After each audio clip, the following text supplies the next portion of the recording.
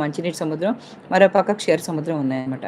విశ్వే దేవతలు, అశ్విని దేవతల గురించి చూద్దాం. అశ్విని దేవతలు పురాణ పురుషులు, వీళ్ళు కవలలనమాట. వీరు సూర్యునికి సంజ్ఞాదేవికి పుట్టిన అశ్వరూపంలో ఉండగా పుట్టారన్నమాట. కాబట్టి వాళ్ళ గుర్రపు ఆకారాలు.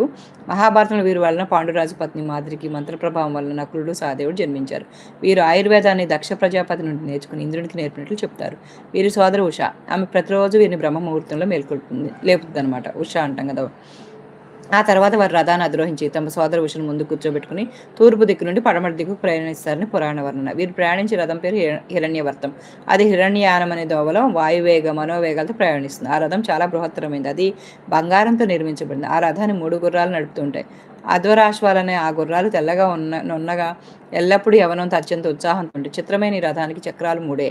సారథి కూర్చోడానికి 3 ఫలకాలు ఉంటాయి అన్నమాట. త్రిబంధురాలు అనే పేర్లతో కలిగిన 3 ఆసనాలు ఉంటాయి. ఆ రథంలో ఒకవైపు ధనం, మరొక వైపు తేనె